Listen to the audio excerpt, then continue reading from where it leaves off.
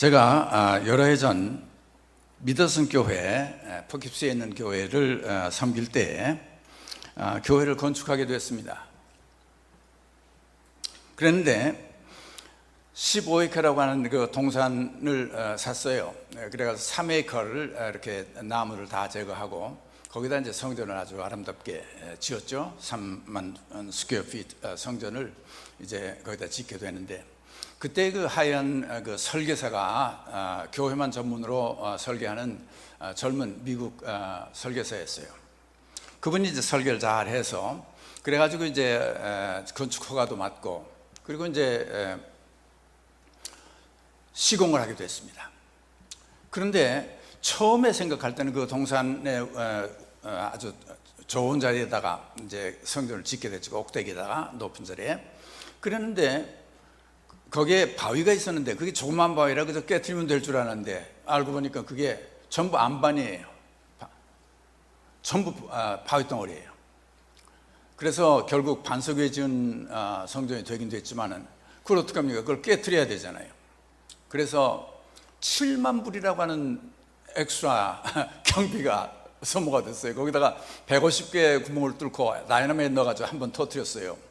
그래도 다 안 돼가지고 다시 150번 구멍을 뚫고 거기다 신물 받고 다시 폭발했어요. 그래서 거기 나온 그 깨진 바위 돌로 파킹랏도 하고 또 드라이브에도 전부 포장하고 하는데 사용해서 그걸 사는 돈은 좀 절약했지만 결국 한 3만 불이 더 들었죠. 그러니까 설계사가 참 미안한 거예요, 저한테. 목사님, 자기가 이 설계를 교회 지을 거를 잡기 전에 먼저 거기 가서 다 집안 조사를 했어야 되는데 자기가 모르고 교회를 거기다가 놓도록 됐단 말이에요. 자기가 몰랐기 때문에. 참 미안하다고 나한테 그러더라고요. 성전이 완성이 됐습니다. 다 완성된 다음에 이제 우리가 그 가서 그 설계사하고 저하고 이제 서 있는데, 이분이 크리스천이에요. 나보고, 목사님, 내가 몰랐기 때문에 성전을 여기다 놨지 않습니까? 성전을 딴 데다 놨더니 큰일 날 뻔했어요. 너무 아름다워요. 그 자리가 최고 자리에다 놨거든. 만약에 내가 알았더라면 나는 이 성전을 저 밑에다가 자리를 잡아서 놨을 텐데, 그랬다면 아주 테러블 플레이스가 될 뻔했어요.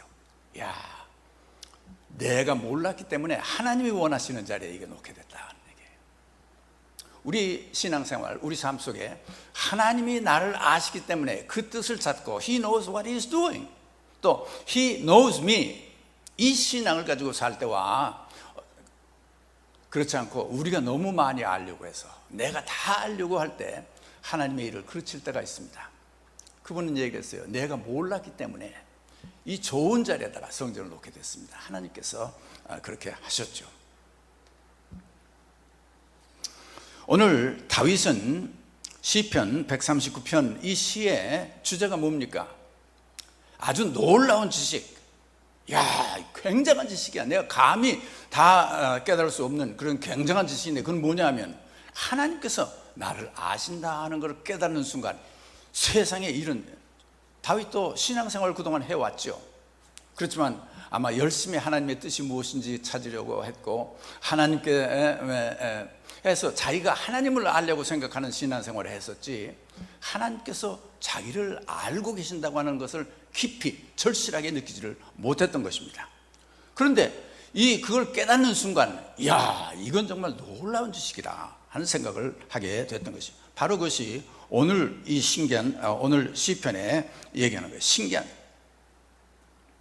우리가 많은 지식을 사모하고 살고 있죠. 추구하고 살고 있어요. 왜냐하면 아는 것이 힘이에요.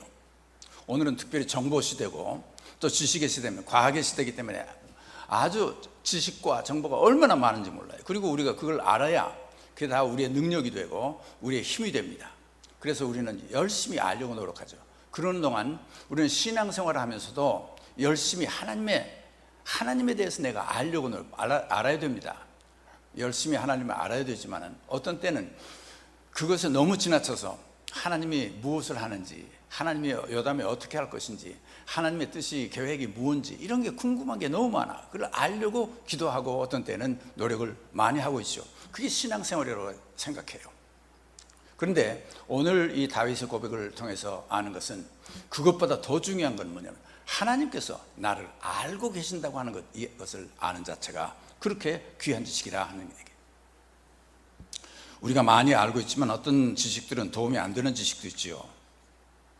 여러분, 만약에 의사가 여러분에게 하나님께서 여러분을 불러가실 날 내가 압니다, 6개월 후에 당신은 이제 죽을 거라고 얘기를 해주시면 여러분 감사하다고, 아이 감사합니다, 아이 궁금했는데 알려줘서 너무 좋습니다, 그러시겠어요?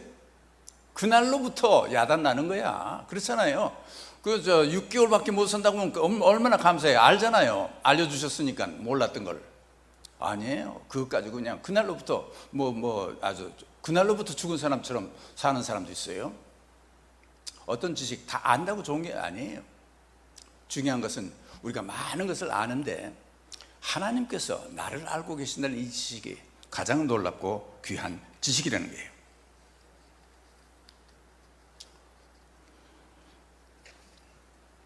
여호와여, 주께서 나를 감찰하고 하셨나이다. 주께서 나의 앉고 일어섬을 아시며 멀리서도 나의 생각을 통촉하시며 나의 길과 눕는 것을 감찰하시며 나의 모든 행위를 익히 아시오니 여호와여, 내 혀의 말을 알지 못하시는 것이 하나도 없으시니이다. 주께서 나의 전후를 들으시며 내게 안수하셨나이다. 이 지식이 너무 귀하니 높아서 내가 능히 미치지 못하나이다. 주께서 나를 알고 계신다고 하는 이 사실. 잠언 3장에 보면 너는 마음을 다하여 여호와를 신뢰하고 내 명철을 의지하지 말라. 너는 범사에 그것을 인정하라. 그를 인정하라. 그리하면 내 길을 지도하시리라.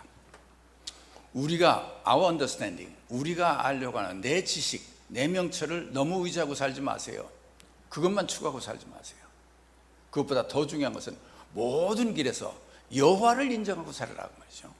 그러면 여호와께서 내 길을 평탄케 해주시고 내 길을 지도해 주실 것이다. 여기에 여호와를 인정하는 말은 뭐냐면 하나님께서 나를 알고 계시다고 하는 그 사실, 그것을 항상 염두에 두고 살라 그 말이죠. 그렇게 될 때 우리의 길을 하나님께서 인도해 주시고 평탄케 해주시고 지도해 주신단 말이에요. 다윗이 한 목동으로 있었던 시절입니다. 하나님께서 그때 선지자 사무엘에게 이제 이스라엘의 왕 기름 부을 사람을 택해서 기름 부을 사람을 택하라고 하나님께 지시하셔서 그 다윗의 부모 이새의 집에 보냈어요. 그래, 이새 다윗의 형제들이 많이 있죠. 형들이 많이 있어요. 다윗은 막내입니다. 그래, 이제 그 이새에게 가서 내가 하나님의 명령을 받고 여기에 당신 아들 중에 하나님께서 왕으로 세울 사람 있다. 그래서 그 사람을 내가 택해서 기름 부으러 왔다. 그러니까 아들들을 내 앞에 소개해달라 그랬어요. 그러니까 아버지 생각에 큰아들서부터 똑똑하고 아주 잘생기고 굉장한 리더십들을 가진 아들들이 많이 있거든요. 하나씩 데려왔어요. 사울이 보니까 잘생기기도 하고 뭐 굉장한데 이 사람은 아니야. 이 사람은 아니야. 그래, 형제들 다 봤는데 없거든. 그러니까 이새에게 묻습니다. 이 아들들이 이게 전부냐? 다른 아들 없냐? 그러니까 그 아버지가 생각지도 않죠. 다윗 막내등이 뭐 철없는 애, 그게 무슨 임금이 될 기둥이라고 생각을 안 했어요. 하나 있습니다만은 밖에서 양을 치고 있습니다. 그럼 데려와라. 그래, 다윗을 불러들였어요. 하나님께서 사무엘 선지자에게 그런 말씀하죠. 그 용모와 신장을 보지 말아라. 나는 보는 것은 사람과 같지 아니하니 사람은 외모를 보지만은 여호와는 중심을 본다. 하나님은 다윗의 중심 속에 있는 참다운 사람을 보셨어요. 다윗을 알았죠. 이 사람이 하나님께서 택해 세우실 훌륭한, 하나님을 믿고 순종하는 리더가 될 것이라는 것을 알았던 것입니다. 다윗 주위의 사람들, 심지어는 아버지까지도 다윗이 임금이 되고 훌륭한 리더가 될 거라는 걸 알지 못했어요. 그러나 하나님은 알고 계셨죠. 하나님께서는 우리를 아시는 분입니다. 그리고 우리는 그 지식을 가지고 살아야 되는 거예요. 나를 아시는 주님, 하나님께서 뭐를 알고 계십니까? 첫째, 오늘 이 시편 고백을 보면 하나님께서 나를 알고 계시는 네 가지를 얘기를 하고 있어요. 하나는 뭐냐면 내 행위를 아신다는 말이에요. 하나님께서는 내 행위, 내가 하는 것을 아신다는 말이에요. 주께서는 나의 앉고 일어서심을 아시며 내 행위를 익히 아시오니 여호와의 내 혀의 말을 알지 못하시는 것이 하나도 없습니다. 우리가 하나님을 믿는다고 하면서 이 사실을 실감하지 못하고 사는 사람이 많아요. 내가 하는 일을 하나님은 모르실 거라고 생각을 하고 살죠. 그렇기 때문에 우리가 사람 눈에만 감추면 나쁜 일을 해도 괜찮을 거라고 생각하고 사는 사람이 얼마나 많아요. 믿는 사람 가운데 그런 사람이 있어요. 여러분 보잖아요.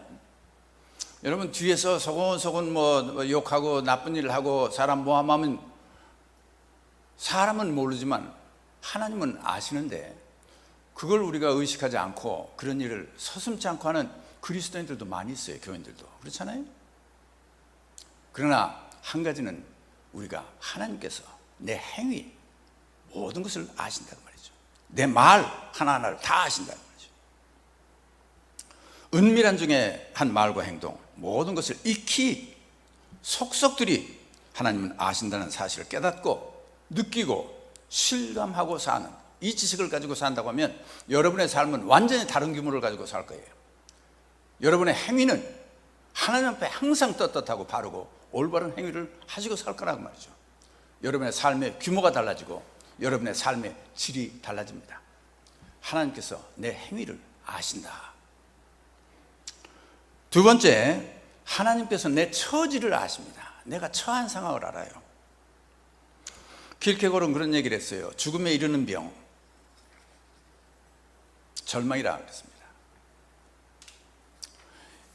우리가 어떤 절망적인 상황 속에 처져 있을 때 또 우리는 거기서 외로움 속에서 우리가 살면서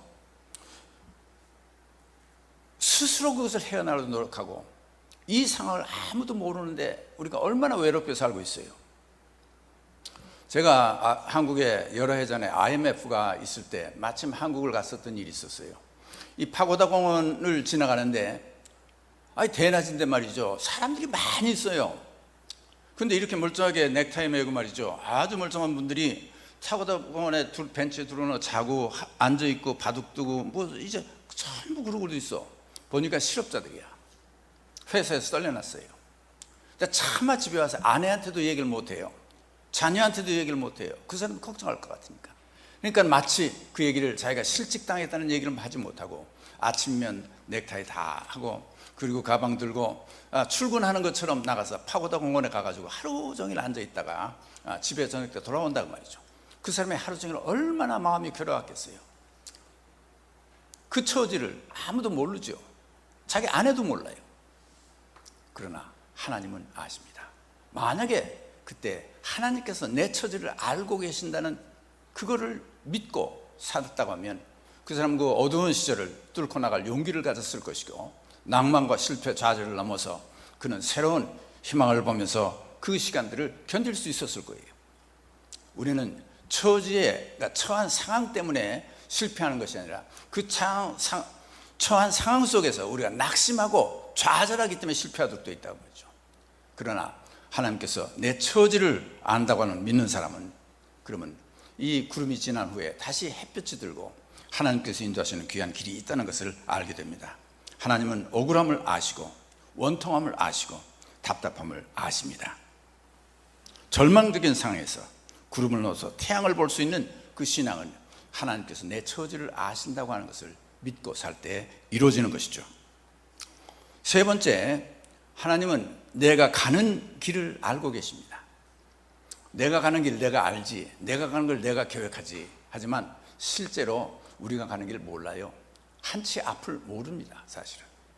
그러나 하나님은 그 길을 계획하시고 알고 계세요. 그렇기 때문에 그분에게 내가 의지를 하고 그 길을 따라가면 돼요. 요즘 저는 GPS 가지고 운전을 하지 않습니까? 그럴 때 우리 차는 GPS를 크게 믿질 않아요. 그런데 저는 GPS만 따라다니거든요. 근데 믿으면 여보 그거 그리 가지 마, 이리가 아니야. 한 번 믿었으면 그대로 따라가. 근데 GPS 끝까지 따라가면요, 한 번도 길 잃어버린 적 없어요.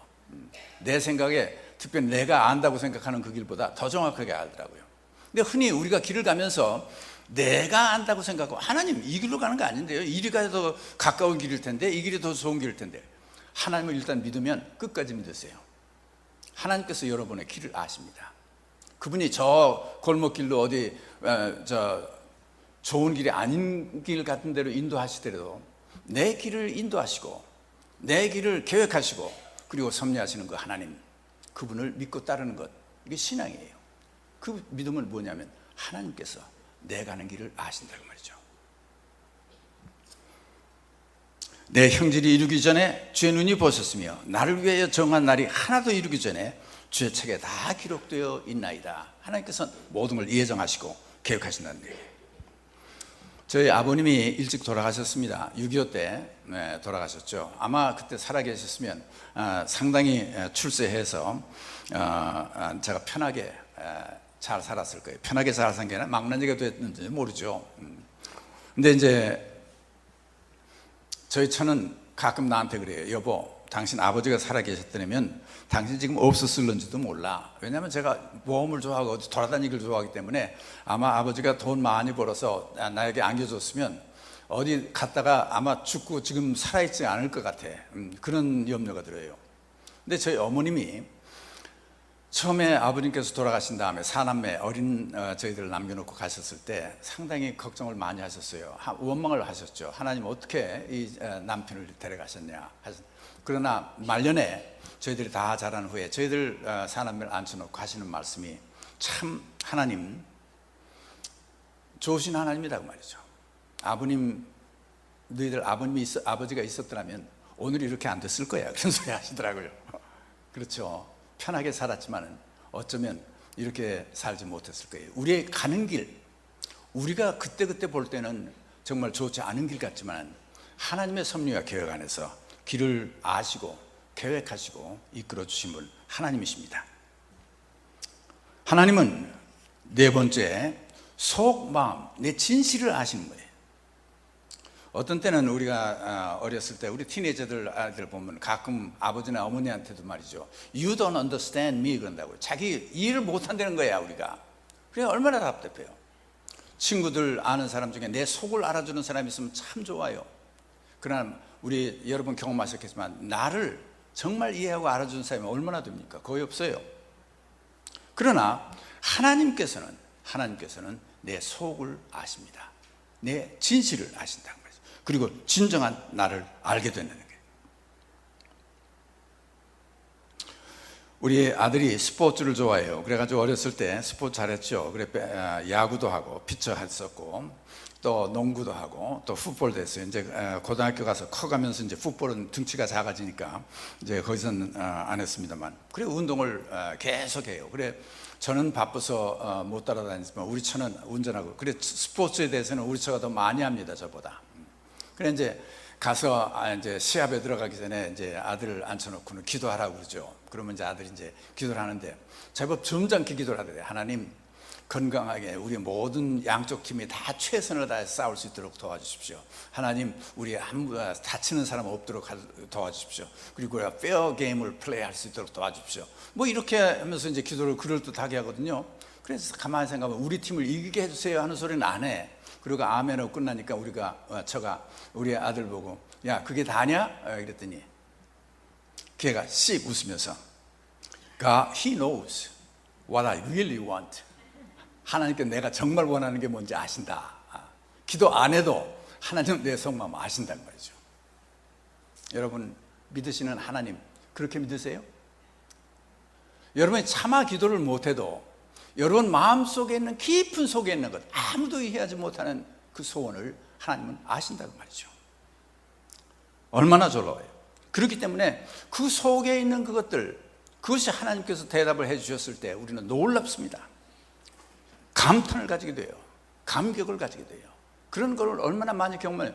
차마 이거는 하나님께서 축복 많이 해주세요. 이것까지는 하나님께 간구하기 미안해서 하지 않았던 것인데 하나님께 들어주셨어. 우리 경험 많이 했어요. 정말 놀랍다. 마음만 먹어도 이렇게 하나님께서 들어주시냐고 말이죠. 내 속 마음 진실 깊은 곳에 있는 것을 하나님은 아신다고 말이죠. 우리 신앙의 놀라움, 경위는 이런 데 있어요. 하나님께서 그걸 아신다고, 하나님께서 들어주실 것을 우리가 믿고 사는 거 아닙니까? 그분께 우리 삶을 의탁하고 사는 삶이 복된 삶입니다. 내가 하나님을 아는 것이 아니라 하나님이 나를 아신다. 여러분, 누가복음에 이 삭개오의 얘기가 있습니다. 여리고에라고 하는 타운에 세리장으로 있었던 삭개오라고 하는 사람인데 키는 조그맣고 아주 부자예요. 아마 그 당시에 이스라엘 백성들이 아마 그 사람은 싫어했을 거예요. 세금 걷어다가 애굽에 바치고 말이죠. 이러는 사람, 중매 역할을 하는 사람이니까. 그래서 삭개오는 부자로 살았지만 아마 외로웠을 거예요. 근데 키가 작은 이 삭개오가 예수님께서 그 타운에 오신다는 소식이 들리니까 궁금했어요. 어떤 사람인데 저렇게 존경을 받고 그러나 나도 한번 나가서 봐야 되겠다 해가지고 나갔습니다. 그러나 키는 작고 사람이 많으니까 어디 볼 수가 없어. 시카모 트리, 뽕나무가 있으니까 그 위에 올라갔어요. 아마 모르긴 몰라도 그는 그렇게 생각해서 야, 이 명당이로구나. 왜냐하면 나무에 올라가니까 사람들이 자꾸 자기 쳐다보면 싫거든요. 왜냐하면 여기 나하고 손가락질하니까. 근데 나무 잎속에 싹 가려서 숨으니까 누가 사람들이 자기 쳐다볼 건 없죠. 우리가 보통 나는 감추고 내가 다른 사람을 보는 장소를 굉장히 좋아합니다. 우리도 그러잖아요. 그래, 그 자리에 딱 앉아서 내려보면 아주 예수님 잘 보이게 생겼어. 그래서 이제 여기 숨어서 내가 예수님 지난 걸 좀 봐야 되겠다 하고 이제 보고 있는데 예수님이 이제 오셔서 그 앞을 지나가시다가 그 앞에 딱 서시는 거야. 근데 딱 쳐다보고는 삭개오야 이름을 불러. 내가 오늘 네 집에서 유하겠다 말씀하셔요. 깜짝 놀랐습니다. 어떻게 전 양반이 나를 아느냐 그 말이야. 자기가 예수님을 보러 나무에 올라가 숨어 있었지만 예수님에게 발견됐습니다. 예수님이 삭개오를 알고 있었어요. 결국 삭개오는 그 때문에 거기서 그냥 뛰어내려와 놀라움에 그분을 영접하고 그리고 예수 그리스도를 받아들였겠죠. 삭개오가 예수님을 자기의 구주로 찾아낸 사람이 아니라 삭개오는 예수님에게 발견된 사람입니다. 예수님이 알고 계셨다는 거예요. 우리 신앙이라고 하는 것은 우리가 주님께 발견되고 주님이 나를 알고 계신다는 고백, 이 놀라운 지식을 가지고 살 때 우리 삶은 달라집니다. 하나님이 내 행위를 아시죠. 하나님은 내 처한 처지를 아시죠. 하나님은 나의 가는 길을 아시죠. 그래, 하나님은 나를 아시고 내 깊은 속마음까지 헤아리고 아시는 분입니다. 사랑하는 성도 여러분, 이 하나님이 여러분을 사랑하시고 여러분을 알고 여러분을 위해서 모든 것 합력해서 가장 좋은 길로 인도하고 계십니다. 이 하나님을 믿고 사시는 여러분 되시길 주의 이름으로 축원합니다. 기도하십시다. 감사하신 하나님, 저희들이 어떤 때는 내가 하나님을 알고 싶어서 또 내가 하나님의 뜻, 하나님의 계획, 하나님의 하시는 모든 자초지종을 알고 싶어 궁금해할 때가 많습니다. 그러나 저희들로 하여금 하나님께서 나를 알고 계신다는 이 놀라운 지식을 갖고 살 수 있도록 축복해 주시옵소서. 예수님의 이름으로 기도합니다. 아멘.